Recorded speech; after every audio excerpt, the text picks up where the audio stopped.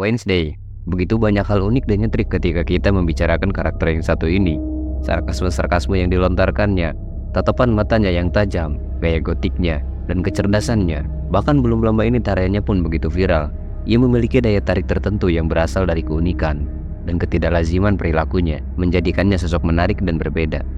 Kali ini kita akan membahas tentangnya, melihat jauh ke dalam dirinya, dan bagaimana karakternya yang nyentrik itu bisa digemari banyak orang. Warning, pembahasan kali ini mengandung spoiler untuk keseluruhan jalan cerita dari series Wednesday.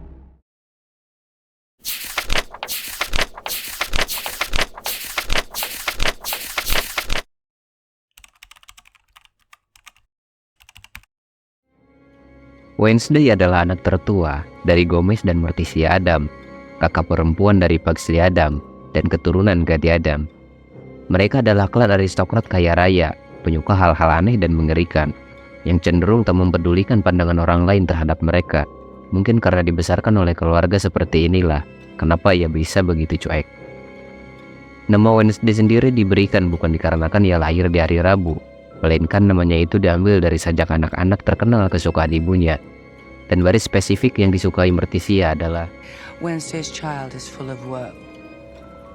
Wednesday adalah seorang gadis remaja keturunan Meksiko yang digambarkan memiliki wajah yang pucat dengan bintik-bintik di kedua sisi pipinya dan tubuhnya yang langsing dengan kuku jari hitam serta tatapan mata yang tajam yang menurut Vester pawannya mirip seperti dengan ibunya, Morticia.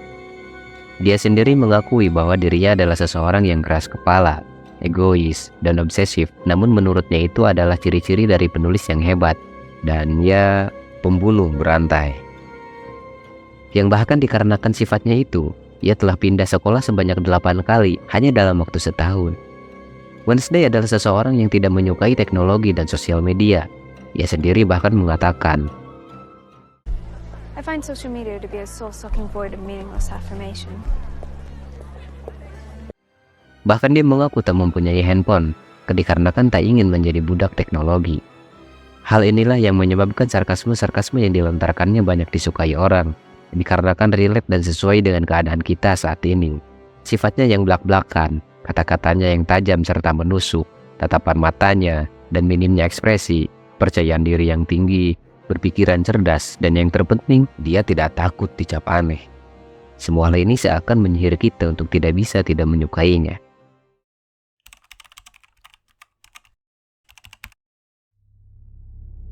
Wednesday digambarkan sebagai gadis yang sangat sadis, tidak sehat, serius, humoris, cerdas, introvert, rajin belajar, mandiri, penyendiri, angkuh, sombong, merasa superioritas, yang menganggap situasi menyakitkan dan menyedihkan sebagai hal yang menyenangkan.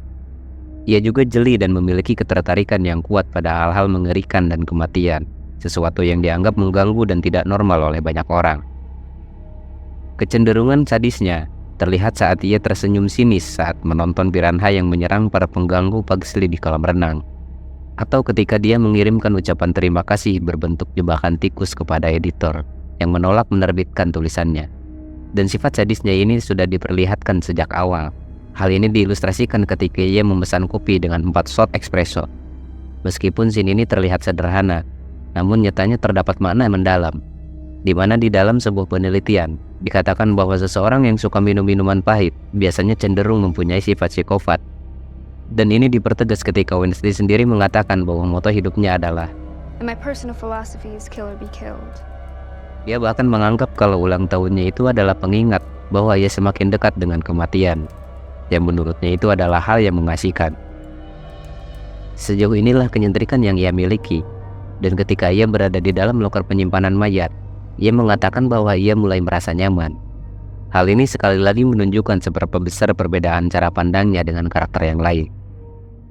Wednesday adalah seseorang yang jarang menunjukkan emosi apapun. Dia bahkan menganggap bahwa menangis adalah sesuatu yang tak berguna, dikarenakan tidak akan menyelesaikan masalah apapun. Maka dari itu, ia tidak pernah menangis lagi, yang pada akhirnya ia tidak bisa memegang ucapannya sendiri. Ujung-ujungnya ia tetap menangis ketika Ting hampir mati. Dan meskipun ia terlihat seringkali tidak akur dengan orang tuanya, nyatanya Wednesday peduli terhadap mereka. Hal ini diperlihatkan ketika dia mau repot-repot berusaha membuktikan bahwa ayahnya bukanlah seorang pembunuh. Dia juga terlihat dekat dengan pamannya, terbukti ketika ia ditujukan tersenyum untuk pertama kalinya ketika mereka bertemu. Wednesday adalah individu yang sangat cerdas, IQ-nya jauh di atas rata-rata, bahkan untuk orang di luar usianya. Sebelum dikeluarkan dari sekolah sebelumnya, dia memiliki nilai sempurna, dan sejak kecil, Wednesday sudah membaca buku karya beberapa penulis terkenal, seperti Nicholas Machiavelli, Edgar Allan Poe, atau Agatha Christie. Wednesday juga mempunyai penciuman yang tajam. Ia mengatakan bahwa indera penciumannya luar biasa, karena dia mampu menangkap dan mengenali aroma lotion tangan favorit Tim. Wednesday memiliki pengetahuan yang luas tentang mata pelajaran seperti biologi, khususnya mengenai tanaman karnivora, anatomi manusia, seperti yang terlihat setiap kali dia menyiksa seseorang. Wednesday terbukti memiliki pengetahuan di bidang ilmu forensik dan anatomi manusia, di mana dia mampu melakukan otopsi pada salah satu korban Tyler, dan ia juga bisa menjahit luka Tim. Selain itu, Wednesday fasih dalam berbahasa Inggris, Spanyol, dan Jerman. Dia juga mampu membaca bahasa Latin dan Italia, seperti yang terlihat saat dia membantu Tyler memperbaiki mesin kopi dengan instruksi manual yang ditulis dalam bahasa Italia. Dan saat dia membaca prasasti batu dalam bahasa Latin selama penyelidikannya di Nevermore Academy. Di Pilgrim World, dunia peziarah, Wednesday ditunjukkan fasih berbicara bahasa Jerman. Wednesday terkenal karena selalu membuat rencana hingga ke detailnya, seperti ketika malam sebelum Via Lavo, dia mempersiapkan dengan bantuan Tim sebuah jebakan untuk berhasil mengalahkan Bianca. Dan ketika dia mengetahui Tyler Galpin adalah monster yang telah melakukan semua pembunuhan itu, dia menjebaknya dengan memintanya untuk bertemu di dekat gua Craigstone. Dan ketika dia menghadapinya, dia memastikan Tyler tidak bisa melarikan diri dengan bantuan teman-temannya, dan dengan Bianca yang menggunakan suara sirennya untuk memaksa Tyler tunduk. Ketika diperlihatkan bahwa sebagian besar rencana yang dibuatnya berhasil, seperti ketika ia berhasil mengungkapkan identitas asli Marilyn Thornhill kepada kepala sekolah Weems. Contoh lain dari kecerdasannya adalah ketika dia memecahkan teka-teki Poe dan menemukan perpustakaan rahasia. Sejak episode 1, Wednesday memiliki banyak rencana untuk melarikan diri dari Nevermore. Wednesday juga seorang penulis yang berdedikasi. Ia setidaknya telah menulis satu novel tentang seorang pembunuh berantai. Terlebih lagi, Wednesday adalah seorang pemain cello yang berbakat. Meski berpenampilan seperti gadis kecil yang rentan, Wednesday nyatanya memiliki daya tahan yang tinggi. Dia telah menunjukkan dirinya mampu menoleransi banyak cedera saat dia menghadap Joseph Craigstone dan menerima tembakan panah di bahunya. Wednesday masih mampu bertarung dan hampir tidak menunjukkan tanda-tanda ketidaksesuaian, dan bahkan melakukan gerakan membalikan badan dengan sedikit usaha. Wednesday memiliki toleransi yang sangat besar terhadap rasa sakit. Tidak peduli seberapa banyak cedera yang ia alami atau betapa berbahayanya, Wednesday tidak akan pernah mengeluh, berteriak, atau menangis. Bahkan ketika dia dilantai di ruang bawah tanah Craigstone, dia memberitahu Tyler bahwa dia tidak akan menangis atau berteriak seperti bayi kecil. Dia bahkan tidak berkedip ketika diculik oleh Nightshade Society. Dia juga mampu membebaskan dirinya dari ikatan berkat pisau kecil yang selalu dibawa di salah satu sepatunya, tanpa ada yang menyadarinya, termasuk Sapphire yang berada tepat di sampingnya.